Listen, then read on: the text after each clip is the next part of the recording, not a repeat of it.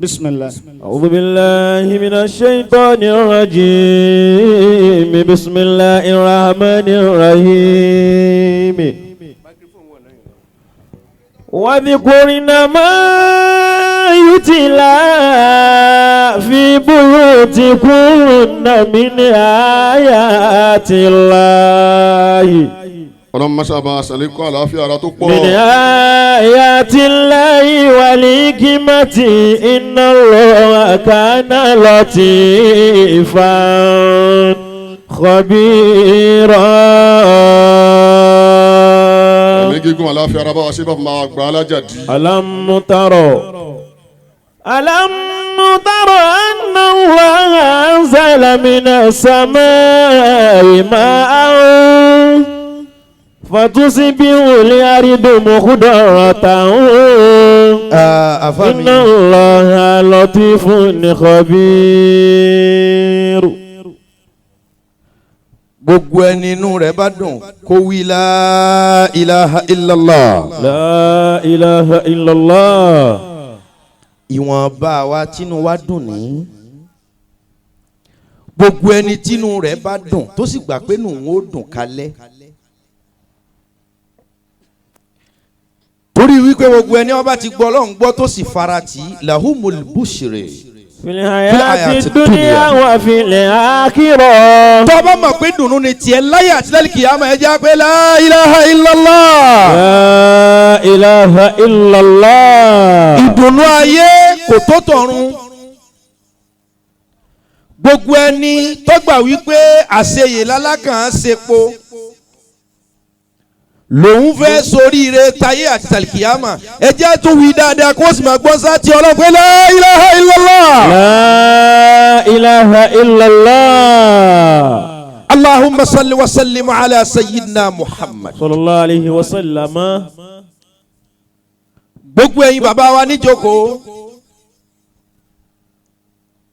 gbogbo àwa tí Ọlọ́run ṣe lóore lára bàbá wa Maulana Sheikh Salahuddin Muhammad al-Awwal awáyéwá serere. Ọlọ́run fi bàbá ṣe gbogbo ayé lóore ṣùgbọ́n fi ṣe àwa Òkè Ògùn lóore ládàáyanrí. Masha Allah. tó bẹ́ẹ̀ bá tiẹ̀ fẹ́ torí kìíní kan gbọ́ lọ́hún tóbi ẹ tiẹ̀ gbọ́ lọ́hún tóbi pé àwa Òkè Ògùn lọ́yọ̀ state lọ́lọ́hún ní kí bàbá àlùbáríkà yọ jáde ní ara wa. wọ́n wá kí gbogbo ẹ̀yin alájọṣe bàbá ń gbà bàbá mi ń bẹ láyé tó tún fi dìgbà tí bàbá mi lọ sáàyè rẹ̀. torí wípé ẹni ọba débi tí bí ibà dàrú mọ́ lọ́wọ́ tí òfin mọ ibi tá a padà sí ó ṣòfò. ó ti fi ayé ó ti fi alikiyama lu gbàǹjo ayé. bisimilayi mẹ́ta kúrú aláwọ mẹ́ta Maulana Sheikh Salahuddin Muhammad al-Awwal awáyéwá serere.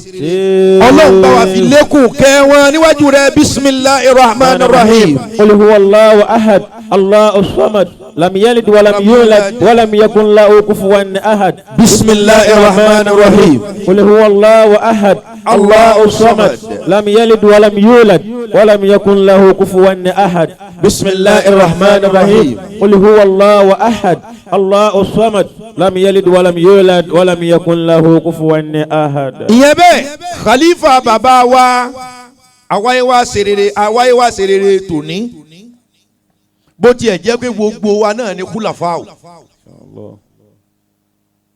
ṣùgbọ́n bàbá wa àlífà àgbà tẹ̀ wá ń wájú tá a tẹ̀lé yín ẹ̀ ní kọsẹ̀ mi ẹ̀ ní kọsẹ̀ ara. Àmín. bàbá àgbà yín nù kéwú Ọlọ́run ní bí inú sí yín láyé. àgbà yín dà àgbà yín dùn wò inú yín sì mọ́. sẹ́rí bàbá wa tí wọ́n ń ṣe wá sílẹ̀ kan Sheikh Abdulrafi Muhammad Jami ọlọ́kọ́. bàbá wa ọlọ́kọ́ láti Ṣakí Badiru Zaman àgbà àfà ni wọ́n oníwàásí ńláńlá ni wọ́n. nínú àwọn tí wọ́n lè sọ nínú ọ̀rọ̀ Sheikh Jamiu àmì Ọlọ́run tẹnu wọn gbà kanlẹ̀ dáadáa bàbá àgbà ọlọ́kọ́ ọ̀kan nínú wọn ni wọ́n.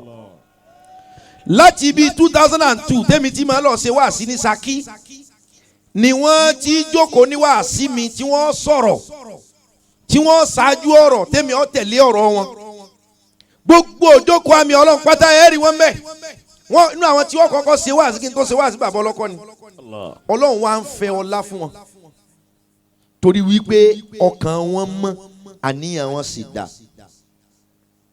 àṣẹ mọ̀nàáṣà munkar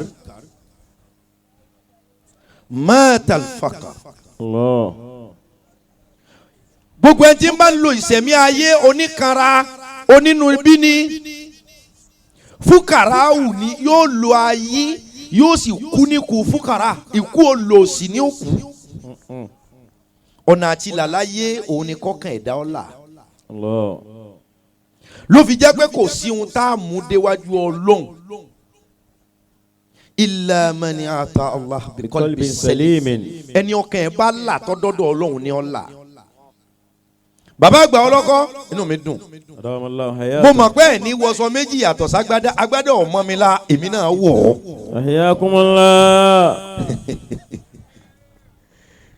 mo bí bàbá wa àlífà mo fi kí gbogbo àwa tá a jẹ́ ẹ̀jẹ̀ bàbá à ń retí àfọwọ́ Sheikh Yasatar ẹ jẹ́ kémi ọ́ ta kàlẹ́ndà bá a ti ta lọ́dọọdún lójú ayé bàbá tá a sọ ọ́ dowó tówó òun lọ sí mọ́sálásí bí èèyàn bá mọ ètò yóò mọ̀ pé àwọn elétò ṣètò bí wọ́n sì ti ṣe lọ́dọọdún nìyẹn. Bàbá àgbà ọlọ́kọ́ bàbá wa àlífà gbogbo ẹ̀dá yòówù tó bá lo ayé pẹ̀lú ìwà múkìrí yóò kú ní kú olòṣì. Bàbá àlífà tí èèyàn bá kan ọba àlú lábùkù àwọn ọmọ ìlú òbínú o yóò sì dìjà bẹ́ẹ̀ ni abẹ́ẹ̀kọ́ Masha Allah afáwa ẹ̀ tí pọ̀ tó béèyàn bá kan ọba ìlú lábùkù àwọn aráàlú wọn ò bínú yóò sì dìjà ṣùgbọ́n bí ọba bá kanra rẹ̀ lábùkù ta ni ó gbèjà ẹ̀. téèyàn bá kan lábùkù àlèjà bó wà ní tóun fúnra rẹ̀ bá wà kanra rẹ̀ ní àbùkù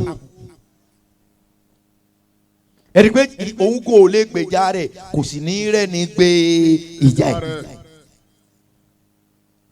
Bàbá àgbà wáyé wá ṣe rere ẹ dákun ẹ wí dáadáa mo fẹ́ kẹ́ ẹ lọ́ọ́ mọ̀ khalifa àti gbogbo àwa kúlàfà o ma hubbu diyari. wa ma hubbu diyari shugifina qalbi walakin rubama sakana diyara. tó bá jẹ́ wípé ilé tí bàbá wáyé wá ṣe rere kọ́ la fẹ́ wá wò àní wá mọ́. wa ma hubbu diyari shugifina qalbi.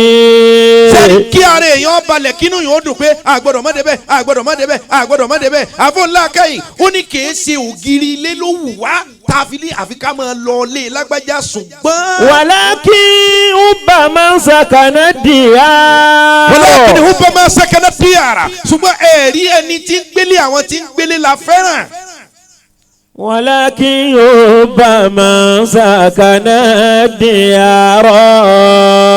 Bàbá wa ṣe rere kọjá bẹ́ẹ̀ ti mọ́ àlùbáríkà bàbá yìí káàkiri gbogbo wa ni bàbá yìí ṣàdúrà fún gbogbo wa ni bàbá yìí fẹ́ràn. Alikimba tó bọ́ kalẹ̀ yóò gbọ́dọ̀ yí lẹ̀ o àfi kí gbogbo owó jọ pawọ́pọ̀ ká sọ ọ́ do díndín. Bàbá ti ṣèyí tí ó ṣe ó gbé lẹ̀ tí ó bá jẹ́ pé Ọlọ́run ní ṣiṣẹ́ rẹ̀ ni kódà olówó mélòó gan ní papòdà táwọn èèyàn lọ sọ́dọ̀ ẹ̀ mọ́. Ẹ kọ́kọ́ lọ́ọ́ mọ̀ dájú kìí ṣe ohun tẹ́ ẹ kọ́ tẹ́ ẹ mọ̀ ló wù àwọn èèyàn ṣùgbọ́n bàbá wa ìwọ náà tó ní àwọn èèyàn ṣe kí wọ́n mọ̀ wá dọ̀ mí rárá ìfẹ́ rẹ ló ń gbé wọn wá ìfẹ́ sì lélẹ́yìí àfi kọ́ mọ̀ kú. Kìnìún kan wọ̀lú ọmọ tálíkà oyin lọ́rùn ìkookò kan wọ̀lú ó mú ọmọ aláìní ọjẹ́ gbogbo òlu pariwo pé irú kìnìún tá a fẹ́ ní eléyìí ń fọ̀lú mọ́ ni. Kìnìún tó jáwọ̀lú ó mú ọmọ ẹni tí ò ní gá tí ò ní go ọ̀pá gbogbo òlu gbogbo ta pé irú tá a fẹ́ ní kìnìún yìí ń fọ ìlú mọ́. Ọba tó dijọ́ kan wọ̀lú ni ọba mú ọmọ olówó ọ̀pá jẹ ó tún mú ọmọ ọba ó pàjẹ́, ó mú ọmọ gọ́fìnà ó pàjẹ́, ó mú ọmọ pírẹsidẹ́ǹtì kìnìún tí ń wọ̀lú táyé hẹ́ẹ̀lì ẹ̀ ó pa ọmọ gọ́fìnà ó pa ọmọ ọba ó pa ọmọ olówó. èyí tára yóò fi yìn wọ́n bá pariwo pé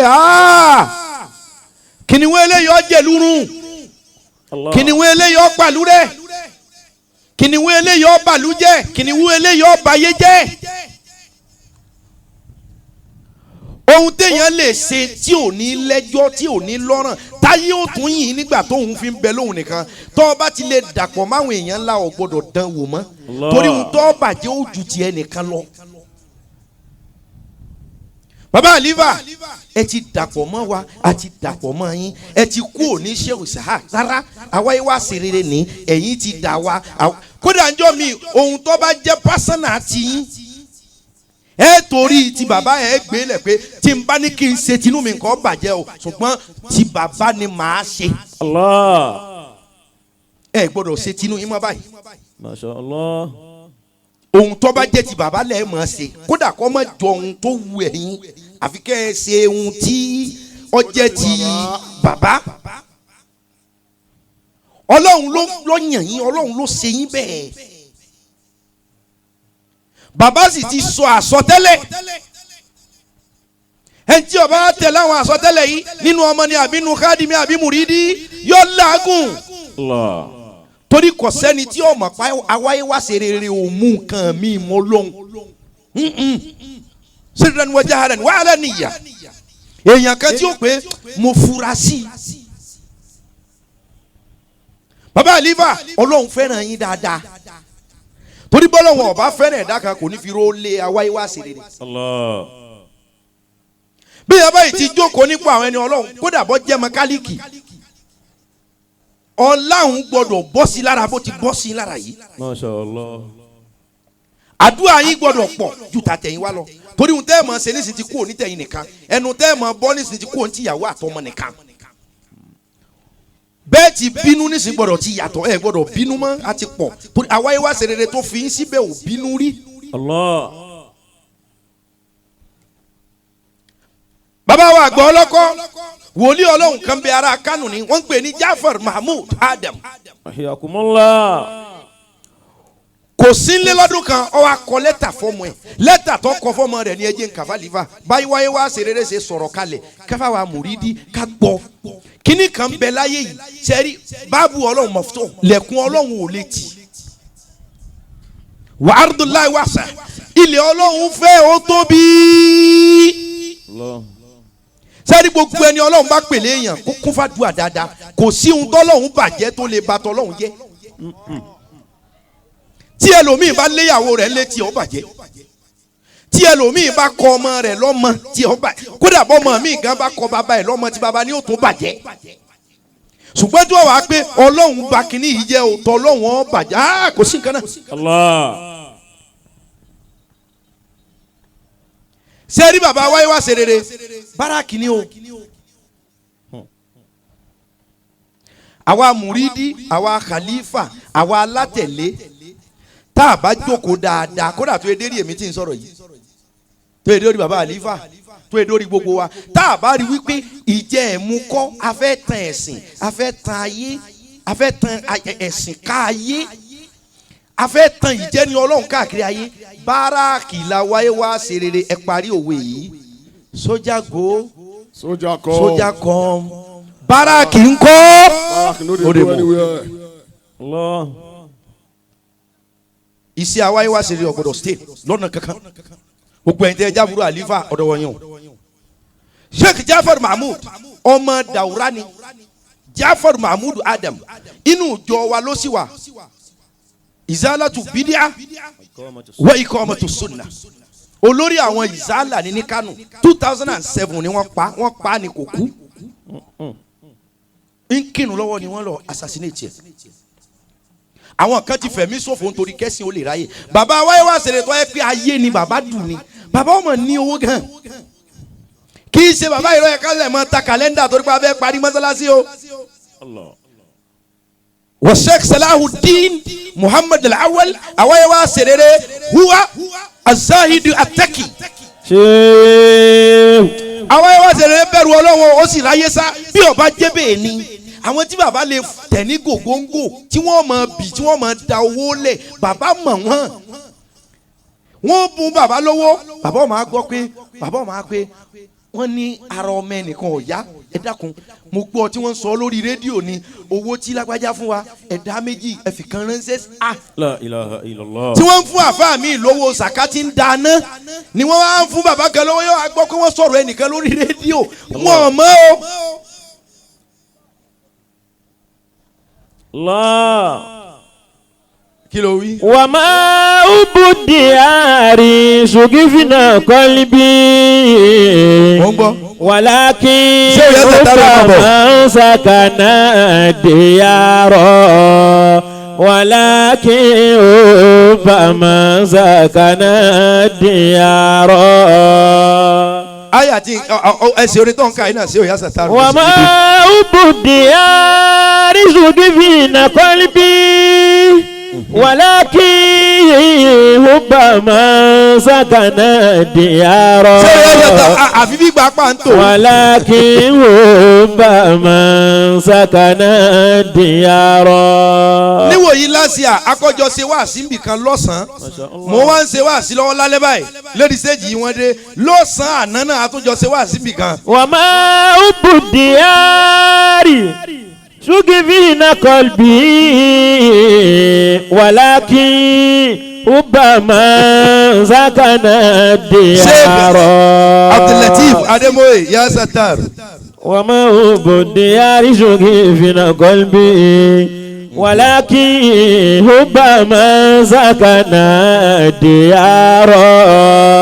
Walakin hubba man sakana diyara. ṣé o yà sàtàrù tí n bá ti ju kíní ilé yìí náà ni ó tún kàn bá ti tónù. Masha Allah. torí àwa náà lọ máa wáyé wá ṣeré rẹ̀. Ahyakumullah. ẹ jẹ́ n ta kàlẹ́ndà. Sheikh Jafar Mahmood àgbàfà ni. Ibunati le aziza Zainab Jafari. sẹ́rí wòlíì Ọlọ́run tí ń sọ yìí òun ló lórí àwọn izalatu bid'a wa iqamatu sunna ó wá mọ nǹkan mẹ́ta tó dá lójú púpọ̀ ulumu hadith gbogbo ahadith pátá ó dá lójú kódà ó mọ hadith débi pé gbogbo àwọn riwaya kọ̀ọ̀kan lọ́mọ sábàbù nùsùlù ẹ̀. Allah. ìmọ̀ hadithu dá Mahmood Jafar lójú dáadáa. Allah. ó sì mọ̀ nípa tawhid tó dá lójú dọ́kàn ó sì mọ̀ nípa tafsir al-Qur'an ìsì kọ́ àwọn èèyàn gbogbo ayé rẹ̀ ìfi kọ́ àwọn èèyàn ni. Mahmood Jafar baba alifa bí àwa yẹn wá ṣèrèrè tí wàá sọ̀rọ̀ kalẹ̀ fún wa ó sọ̀rọ̀ fún mi. Ibunati le azizatu Zainab Jafari. tíra Jafar tí ń kà yìí àkọọ́lẹ̀ ṣéwù lọ́kọ rìsálà òun lọ́kọ tíra yìí ráìtì rẹ̀ gangan ní ń kà fún yín lọ́wọ́ àfa ṣéwù báyìí èyí tó fọwọ́ ráìtì yẹn gangan tí ṣéwù Jafar kọ ọmọ dàwúrà ni wọ́n máa fi dàwúrà sínú okòó ọmọ Katsina ni ṣé ẹ mọ̀ pé Haúsá ló nìyẹn ìlú tá a bá ti bí Haúsá yóò jẹ mọ́ kọ gẹ́gẹ́ bí àwọn Lárúbáwá ti ṣe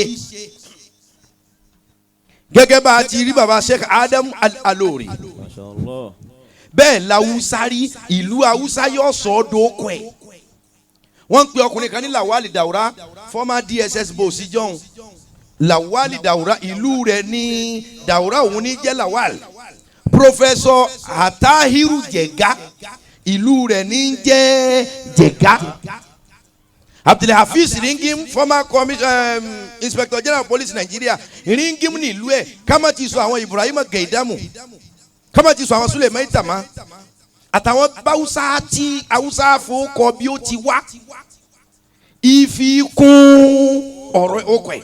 Masha Allah. Jafar yìí àgbàfà ni àbí ká máa wo àwọn Kazaure kọ́mísẹ́ ọ̀nàdébù kaba tí máa fọ ìbò àgbákò kaba ṣé o Jafar wa kọ lẹ́tà ọ wa ní mo kọ àkọọ́lẹ̀ yìí sí ọmọ mi. Zainab Jafari. ọmọ rẹ̀ tí jẹ́ Zainab ó ní òun kọ tírà yìí kalẹ̀ fún ọ. Assalamu alayki wa rahmatullah. ó ní àlàáfíà Ọlọ́run àti ìdẹ̀ra rẹ̀ kó máa bá wọ ọmọ mi. Kayfa al-hal. Kayfa al-hal lẹ́tà ni o ṣé o sẹ́ni lẹ́tà náà láti Sudan lọ́dún náà ni ọlọ́wọ́ múra wa darí sí Sudan. wọ́n á ní wọ́n ọmọ mi Kayfa al-hal wàláhì bí awáyé wá ṣeré bá wà lónìí yóò máa sọ̀rọ̀ ránṣẹ́ elétí inú nìkan ló lè gbọ́ ni. Allah. gbogbo ọ̀rọ̀ táwáyé wá ṣeré sọ ọ́ lẹ̀ bàbá àlífà kò gbọ́dọ̀ dànù. torí nu tí bàbá awáyé wá ṣeré jẹ́lẹ́nu tẹ́ lọ ìṣọ̀kan gbogbo wa jẹ́ kan. tọ́ba yẹ kó bàbá awáyé wá ṣeré torí bàbá náà ló jókòó bẹ́ẹ̀ ti jókòó yìí ẹ̀yin náà ni bàbá wa. Masha Allah. ṣùgbọ́n láti òní tá a ti jókòó yìí èèyàn tí ó sọ wípé ètè awáyé wá ṣe rere bo eyín ẹ̀ láti gbà tá a ti jókòó yìí ó ń tọ̀ wọ́n òwò bàbá dáadáa bàbá ọ̀fẹ́ yín sí gbogbo yóò rẹ́ni débi wípé ẹni inú rẹ̀ bàjẹ́ tó ewá mòlúdì yìí ẹ̀rín bàbá ó sì pàwọ́ náà lẹ́rìn. Allah. ẹ tún mú yẹn mọ́ inú ṣe bàbá àlífà ẹ̀rẹ́rìn. Ahyakumullah. Kayfa al-hal wa kayfa ad-dirasatu. Wa kayfa ad-dirasa wọ́n mọ̀ mi kayfa al-hal wa kayfa ad-dirasa báwo ni ilé ẹ̀kọ́ ẹ̀ gbogbo ẹ̀yin òbí ẹ̀ mójútẹ́kọ̀ ọmọ yín gbogbo ẹ̀yin tẹ́ ẹ jẹ́ ṣé wa ẹ̀ mọ̀ jẹ́ oṣolódonu wa ẹ̀ jẹ́ gbogbo wọn kéwú ẹ̀ jẹ́ wọn kàwé ẹ̀ tí ó bá lọ ẹ bàjá Haji Lukman ọmọ tí ó bá fẹ́ serious ẹ fèsì ẹ̀. bàbá ń bẹ́lẹ̀ bàbá ò sí nílé èwo ni ò tó ọmọ nínú ọmọ gbogbo Sheikh Ibrahim Niyas tó bí láyé èwo lẹ́kọ̀ọ́ níbi kan tẹ́ pé eléyìí ò pé kódà bí gbogbo wọn ò jókòó lórí kìláfà àlífà ni wọn o kúlàfà ni wọn o mò ń gbọ́. Arju kulla shay'in yasiru ala ma yuramu. ó ní sẹ́ gbogbo kan lọ bó ti yẹ kó lọ. Yasurruni an ukhbiraki bi annani qad wasaltu ila Sudani. lẹ́tà ni orí gbọ́nà fóònù ẹ̀pọ̀ àfíà. fóònù ẹ̀pọ̀ kátó sẹ́wù gangan ní sẹ́ńkà yìí sẹ́wù Jafar Mahmud ọlọ́wọ́ bá kí a fa. Amina. onímọ̀ hadith ni onímọ̀ tawhid ni ó sì mọ̀ tafsir al-Qur'an púpọ̀ ó ní wọ́n mọ̀ mi mo ní sọ fún ọ wípé. bí annani qad wasaltu ila Sudani bi khairin wa afiya. mo ti balẹ̀ sí mo ti dé Sudan bi khairin wa afiya pẹ̀lú dáadáa àtàláfíà adé Sudan dáadáa. walakinnani sa'udu ila Saudiya marratan ukhra li ada'i li hajji. ṣé ẹ mọ̀ wípé umura lọ́gbà tó darí sí Sudan kò padà sí Kánò mọ́. ó wá ní ọmọ mi Sudan tí mo wà yìí o ń tún gbàbí lọ Saudiya láti lọ ṣe hajj ìní tí wálé òun ó gbàlú yìí lọ Saudiya láti lọ ṣe hajj. Usiki bi taqwallahi ta'ala fi sirri wa alaniyatin.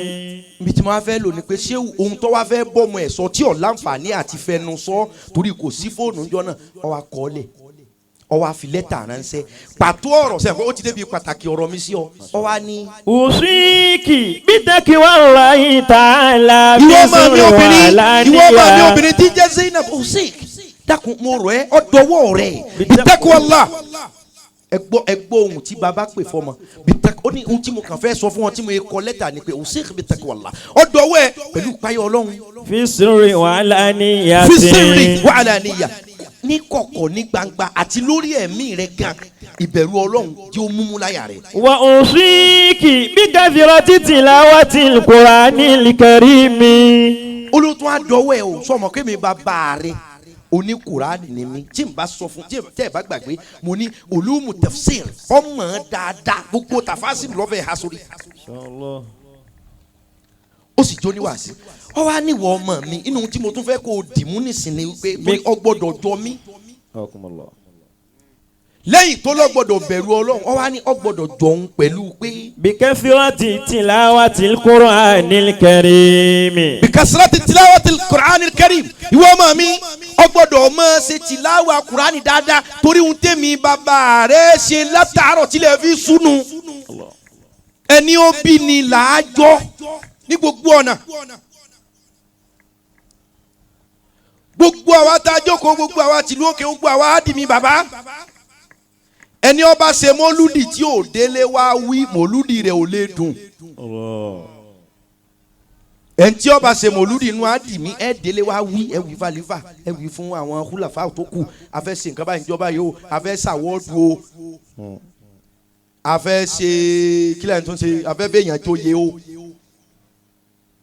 ó wá gé fọ́tò kan ó wá fi ti bàbá sí súra bàbá kan yọ kó lọ́rọ̀ rẹ yọ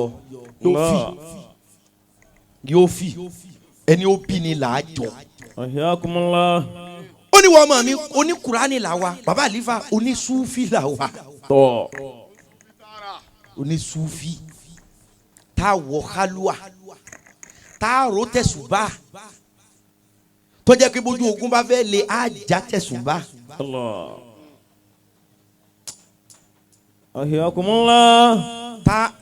tí nǹkan bá bẹ táwọn afọ àwọn wòlíì Ọlọ́run kan bá fa tẹ̀síwá àdébì kan tá a bá dojú kókó kan bí wọ́n bá kó kọ́ Ọlọ́run dé wọ́n wá já wọ́n so. Allah. ọ̀nà tó dí wọ́n já bíríjì ẹ̀. wòlíì Ọlọ́run yìí ni wọ́n mọ̀ mi Kùránì làwọn ká ọ̀dọ̀ wẹ̀ jọ̀hún kí wọ́n náà lè ha Al-Kùránì. bàbá àwa yìí wá ṣe rere ṣe tẹ̀sùbá ẹni ọba mọ bàbá dáadáa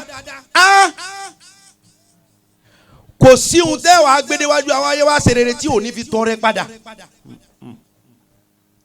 gbogbo àwọn ọmọ bàbá àfi ká jọ bàbá ẹ ti jọ wọn ẹ tún jọ wọn sí. ó ní wọ́n mọ̀ mi Kùránì kíkà dọ́wọ́ ẹ̀ yé n ta kàlẹ́ndà ọ̀yà. wa ada'i salawati li khamsi fi awqatiha. ó ní irun dọ́wọ́ ẹ̀ bàbá àlífà ẹ take responsibility pé àgbà wọn níta lọ kàn ó lẹ́ni òun bá lòun kàn àgbà kàn yín gbà. Allah. ẹ wàá rí lòun kàn ò ní ṣe yín. Amina. Khilafa yín yọ wá dùn. Àmín. ilé ò ní dàrú ọ̀dẹ̀dẹ̀ ò ní túká. Àmín. ó ní wọ́n mọ̀ ní ọ̀dọ̀ wẹ̀ o ó rí pọ̀ hakura ni o ohun tí ń fàyọ ni wípé bàbá fẹ́ kọ́ mọ́ dòun. Allah. ìwọ̀n fúnni lànà báyìí là wá ṣe o báyìí là wá ṣe o báyìí là wá ṣe o gẹ́gẹ́ bí bàbá ṣe jẹ́ kí gbogbo yín látẹ̀rẹ̀ àlífà tó ìdórí kálukú tí bàbá make sure pé ẹ lọ lé kéwú gíga ẹ lọ lé ìwé gíga Ọlọ́run kẹ́ bàbá wa yìí wá sí rẹ̀. Àmín. Wa ada'i salawati li khamsi fi awqatiha. ó ní irun kíkí dọ́wọ́ ẹ̀ gbogbo àsìkò ẹ̀. wal ijtihadi fi talabil ilmi. wal ijtihadi fi talabil ilmi. olóòtú wa dọ́wọ́ rẹ̀ kéde kọ́ ọmọ Kùránì kọ́ ọmọ kíní kọ́ wá jókòó. wal ijtihadi fi talabil ilmi. ọ̀dọ́wọ́ ẹ̀ kọ́ ọmọ wá ìgbìyànjú lórí ìmọ̀ ètò ẹnìkan ẹ mọ̀ tán ẹ mọ̀ gbàmọ̀ràn ẹ gbọ́ tàwọn àbúrò yín ẹ gbọ́ tàwọn ẹbí ẹ gbọ́ tàwọn ìyàwó kí ló rí sí kí ló rò sí. bíbà Haji Lukman lè gbẹ̀rí mi jẹ́ bàbá bá ọ̀rọ̀ tí ò yẹ kí wọ́n torí ẹ̀ jáde dọ́dọ̀ mi rí wípé Haji Jamiu kí ló rí sọ̀rọ̀ yìí kí la lè ṣe torí ohun tẹ́ fi wá tẹ́ pè mí pé ẹ fẹ́ wá rí mi ní tẹ́ lè sọ pé kí n máa bọ̀. Allah. bàbá wa ní rárá èmi ni mo ní ìdìmọ̀ràn. Allah. wàlá Haji Lukman náà jọ wájọ náà lálẹ́ àbálẹ̀ mi ni mo ní ìdìmọ̀ràn kí ló rí sọ̀rọ̀ yìí ṣe tọjọ́ orí ni àbí ti wìláyà àbí ti kíni gan. ṣùgbọ́n bí bàbá wa ṣe rí nìyẹn àfi ká jọ àfi ká ṣe bí rẹ̀. bàbá sùn àtẹ̀ẹ́lẹ̀ kó sì tó sùn ó sọ fún wa láì mọ iye ọdún sẹ́yìn wípé njọ́ tó wọn bá sùn tó wọn ò ní jí òun ó jẹ́ ọ bọ́ síjọ́ tí gbogbo yín ó máa jẹran.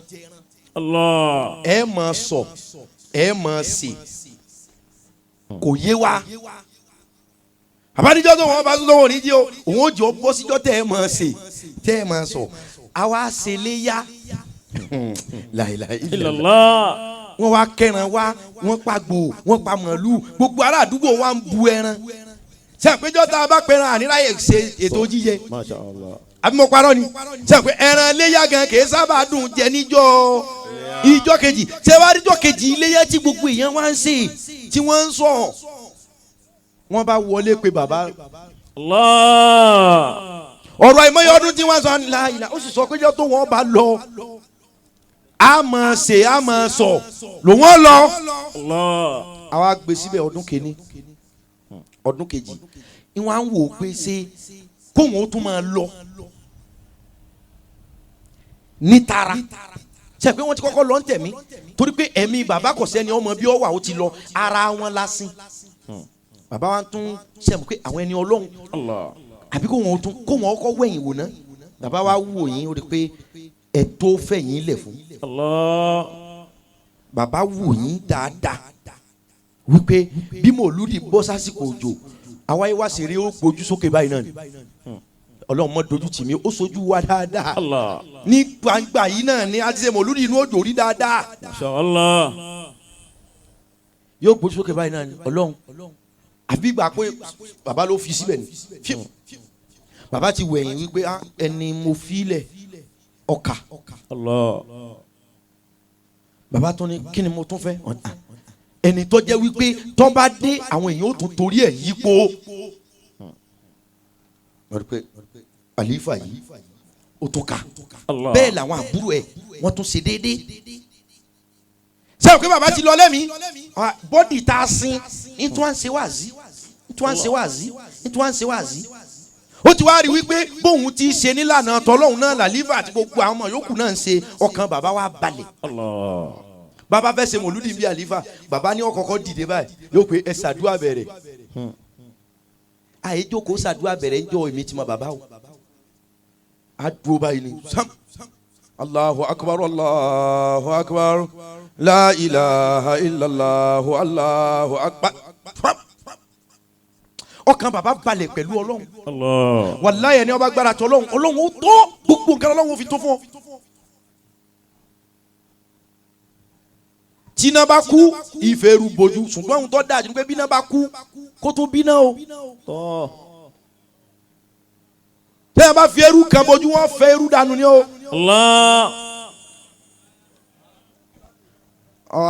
bàbá wa gbọ́dọ̀ ọdún méjì wá pé ṣé òyà sátà kaba sàárè bàbá Allahu akbar Allahu akbar Allahu akbar Allahu akbar ṣé òyà sátà sàárè bàbá ó sì fàyà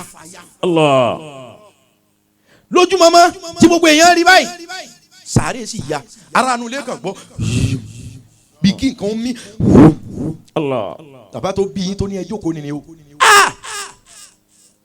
sàárè sì tí gbogbo èèyàn kàn gbọ́ nígbà kí ló ṣẹlẹ̀ inú bí tán sin bàbá nígbà tí kálukú ó dé bẹ̀ báyìí Allahu akbar sàárè sì ẹnu ọ̀nà sì yọ lára sàárè ìgbà tá a bójú wo kòtò báyìí aṣọ tá a fi sin bàbá ló kéré jù àárí mọ́ tasọ́tasọ́.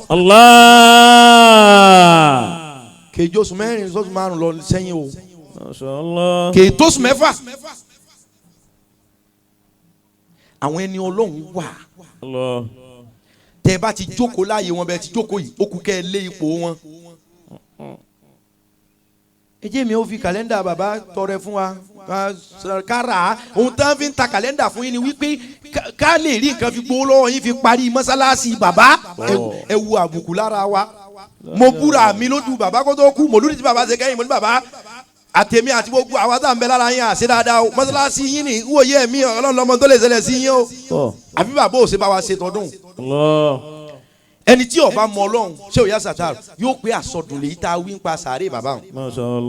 bàbá ọlọ́kọ́ ẹ̀yin mọ̀ mí dáadáa ilé wa nílùú ilé tèmi lu òkè ilé ọmọ alásọdún ọmọ balógun mi eégún gidi wà nílé wa wọ́n ń pe eégún ilé wa ń súyẹ̀wù ṣé wàlá ilé eléégún ni wọ́n ti bí mi o ìyá mi ò ṣeégún bàbá mi ò ṣe o àwa bá sìlámù ń bẹ o ṣùgbọ́n mo sì gbọ́njú bá eégún dá eégún lé wa fẹ́ràn mi gángbà tí wọ́n jáde o èmi ọ̀mẹ́ni tí gbé tó wà nú ẹ o ṣùgbọ́n wàláì èmi léégún wọn bá sọ̀rọ̀ pé jámi wọ̀ ọ́n èmi ọ̀mẹ́ni tó wà bẹ́ẹ̀ ṣùgbọ́n èmi ni wàláì bàbá eléyìí sojú èmi ni o ẹni tí ó parọ́ máa ń ẹni ọlọ́run eégún tó bá jáde wọn gbé ìkòkò fún tó bá ti fẹ́ wọlé yóò fọ́ ìkòkò oṣù mẹ́ta wọn máa ọlọ́run ló mọ ohun tó máa pa fún wọn pa kankan fún. bàbá ọlọ́kọ́ ọjọ́ tí wọn bá pa kí ni ìfẹ́ eégún wọn níjọ́ náà tọ́jẹ́lé wa family house mi. Ayakumullah. ṣé o yà sọ̀rọ̀ tí wọn bá pa kí ni ìfún wàláì ní òru ẹ̀kú eégún kò séèyàn bẹ̀ ẹ̀kú eégún yóò sì kú ònú ibi tán gbé sí yóò sì wá pásẹ́jì inú ilé báyìí yóò sì dúró fún rẹ̀ yóò máa wá mí èèyàn kan wà láàyè èèyàn kan kò sí mẹ́ tílẹ̀ bá ti wá mọ́ àwọn tí ń ṣàtọ́kùn ẹ̀ wọ́n wá sáré lọ́ọ́ rẹ̀ ẹran ṣé tí wọ́n bá wá pa ẹran ọ̀hún sí aṣọ lásán aṣọ yẹn ó kàn wálẹ̀ fúnra rẹ̀ lẹ́ẹ̀kan báyìí. Allah. agbára ayé nìyẹn o. tọ́ ọ bá gbà wípé wòlíì ọlọ́run la wáyé wá sí rere ọba tó ràn wá lẹ́mìí lára ló sì mú un lọ padà.